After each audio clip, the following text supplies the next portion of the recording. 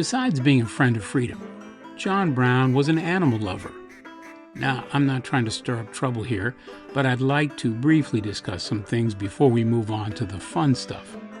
First, I'd suggest that the idea of animal rights would probably seem an extreme notion to John Brown. Given his theological worldview, I suspect he would prefer to approach concerns over animals as a matter of human responsibility for animals rather than animal rights, which might strike him as actually detracting from the struggle for human rights, given he believed that humans were uniquely endowed with the image of God over against non-human beings. I know that's clash of worldview stuff, and I'm not trying to make this episode heavy, but I thought I'd at least point that out to those of you who are interested in getting deeper into the story of John Brown.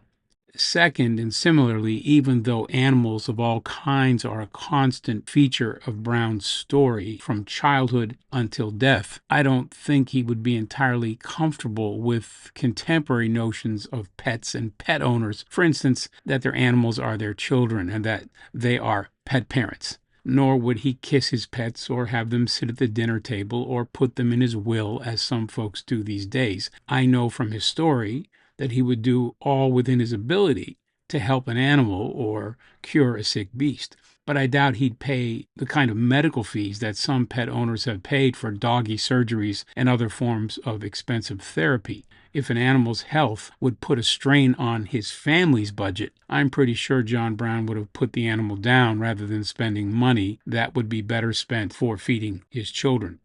Nevertheless, as a thoroughgoing biblicist, John Brown personified that proverb that says, "A righteous man cares for his beast."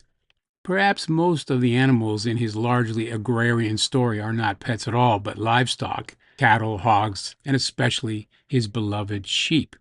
Brown himself claimed, and his son supported this claim, that he could recognize face by face every sheep in his flock. In fact, Brown maintained that sheep, like humans, had distinct faces once one got to be familiar with them. Although long forgotten by sheep growers, Brown actually was a leader in sheep farming in the 1840s, being recognized as having bred one of the finest flocks in the Union, which would have been the flocks of Simon Perkins Jr. in Akron, Ohio. Another one of Brown's contributions was effective research and treatment in the alleviation of pest infestation in sheep. Now, if you're interested in that sort of thing, as I am, and that would put you in a very small company of people, by the way, you can start by reading Chapter 3 in my book, John Brown, The Cost of Freedom. As wild animals go, Brown believed they were fair game, literally, but only when it came to the necessities of eating to live. Certainly, he was no vegetarian.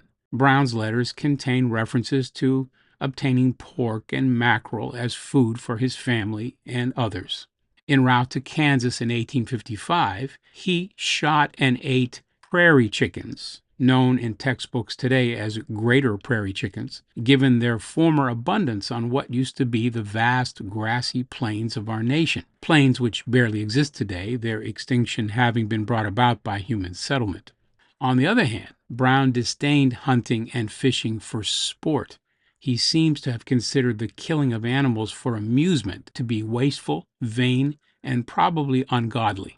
His anti-hunting as sport convictions were probably a blend of his biblical sensibilities and his negative impression of sporting hunters, whom he considered, along with gamblers, as being crude men. And he was also quite likely influenced by Native Americans from the time of childhood, how they lived from the land and its plant and animal resources.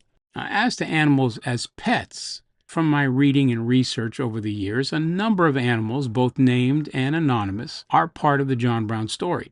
In his much-discussed 1857 autobiographical letter, Brown lamented the loss of his boyhood pet, Bobtail, a squirrel, whom he evidently captured and kept in the early days of settlement in the Western Reserve, which is northeastern Ohio. I think we can also assume that in most of Brown's residences in Ohio, Pennsylvania, Massachusetts, and New York, there were probably cats. Certainly, a house cat would have served to good purpose in the Browns' residences in North Elba, New York, near present-day Lake Placid, New York, in the Adirondacks. The Browns lived actually in two places during their residences in Essex County. The first was a rented farm where they lived between 1849 and 1851.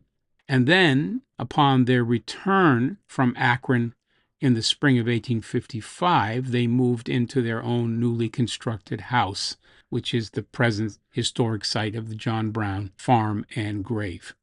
Given the common problem of field mice entering homes, particularly during the extended cold months in the Adirondacks, and yeah, more cold months than not, a house cat or two must have served duty to push back the rodent presence.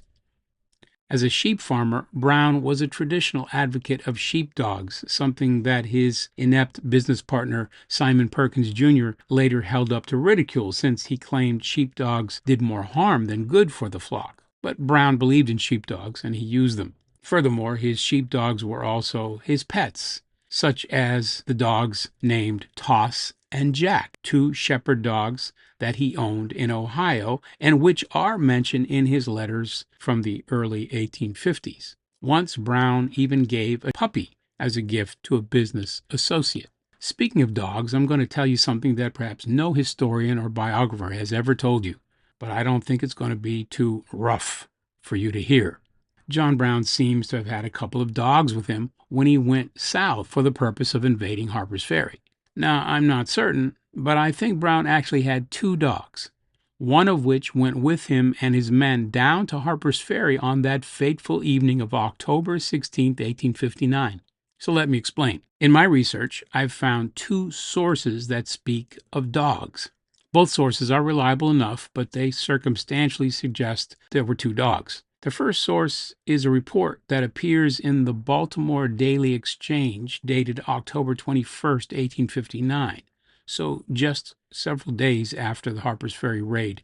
As the date suggests, the report was based on the journalist visiting Brown's headquarters at the Kennedy farm in Maryland after the raid was over. Brown and some of his men having been captured, others dead, and some having escaped. When the journalist, whose name was Simpson Donovan, went out to see the farm, he went with a company of troopers from the Baltimore Greys, one of the militia groups that were increasingly gathered at Harper's Ferry and then Charlestown, where Brown was jailed. According to Donovan, when he arrived at the Kennedy farm, there was, quote, a huge, savage-looking mastiff tied with a rope to the railing of a small piazza outside the house, end quote.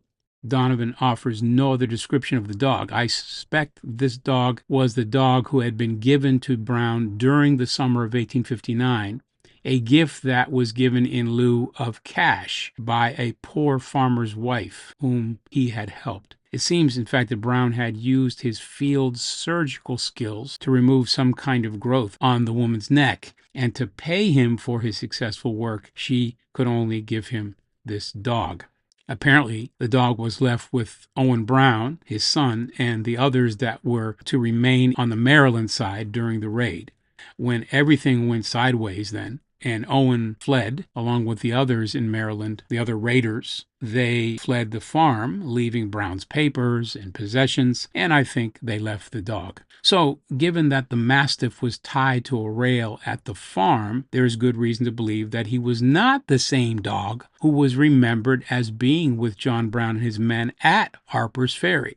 Interestingly, this second dog is described in detail by one of the hostages that Brown took and held in the fire engine house of the armory. According to John Thomas Alstott, the son of a slaveholder, both of whom were taken hostage by Brown, his captor had a dog with him. Alstott described the dog more than once, referring to it as a big black dog, even a mongrel. However, this dog had a white stripe down its face, and it had white paws. Alstott added that the dog was not in any way angry or threatening. Indeed, the poor dog was probably as scared as the hostages were, given all the gunfire and smoke and blood in that engine house. To my knowledge, these dog vignettes are the only references to Brown having dogs with him, and there's no reason to doubt they are true. What became of these dogs, we'll never know. Like most of Brown's possessions, they were probably stolen by local people. And no, the dog with the striped face and white paws did not follow John Brown to the gallows, although that might be something that Ethan Hawke could have used in his spittle-rich version of James McBride's silly story about John Brown. Anyhow, the most interesting pet story in Brown's biography, in my opinion, is the story of the mysterious feline, an account that would seem to be lost to history, except for a reference to the cat survived in the correspondence of Boyd Stutler, the godfather of Brown's scholars. After 25 years of doing this work, I have yet to nail down the precise source referred to by Stutler, but I have no reason to doubt him. In 1952, Stutler wrote to his friend, the Reverend Clarence S. Gee, about John Brown's cat friend. Evidently, Gee, another venerable Brown scholar, had sent him some kind of narrative or account that Stutler accepted as trustworthy. Referring to what he called visual evidence, Stutler expressed grateful interest in his response to Gee, which is how I learned about the cat. Accordingly, the evidence reveals that Brown carried a cat with him when he first went to Kansas, a journey across a large portion of the North American continent that began in June and ended in October 1855. Apparently, there is some reliable Kansas reminiscence of Brown arriving there with a cat in a basket. Stutler found this feline mystery irresistible, writing to Gee that it was very interesting that the cat is not mentioned in any of Brown's surviving letters. In fact, Brown wrote home throughout the journey to Kansas, sharing the details of the sojourn. Stutler, who never missed an opportunity when it came to the John Brown story, was taken by the thought of Brown having carried a cat with him along the way, pointing out the various passage points, as he called them, of Brown's trip to the West, which included Hudson and Cleveland, Ohio, and Chicago, Illinois, where he bought a horse and a wagon. Stutler wondered where the cat had been the whole time. Maybe, he concluded, John Brown carried it in his pocket to Chicago. Then, in order to permit greater freedom, which I would interject was John Brown's specialization, he purchased the basket there. Then, in a concluding line that probably brought a smile to his friend Gee, Stutler wrote that John Brown's cat was a newcomer to the story, having been too long neglected. Well, whether from the evidence or not, Stutler assumed that Brown carried a cat from the onset. Perhaps it was a kitten born at the Brown farm just prior to his departure. Why did he bring it along? Probably to become an expert Kansas mouser. Still, don't underrate Brown's sentimentality either. It could very well have been that he took the cat along as a little bit of hearth and home. Regardless, I leave you to imagine this cat in John Brown's pocket and then in a basket. Assuming, as did Stutler, that the evidence is reliable, Brown's feline companion was a real trooper, traveling by railroad, steamboat, and finally by horse to the wild and crazy Kansas territory, perhaps dining on prairie chicken along the way. Not a bad life for an adventuresome cat in the rough and tumble 19th century. Of course, we may assume that once in Kansas, the cat assumed its feline duties before disappearing into history. With no further information as to the cat's career, we can only say with certainty that any cat that rode with the old man was probably a good abolitionist cat, too. As to John Brown, while he will always be remembered and honored for greater things, we can say here that he was, in this and only in this respect, the best of masters. Happy holidays to you all. From New York City, this has been Louis A. DeCaro Jr., and this was John Brown Today.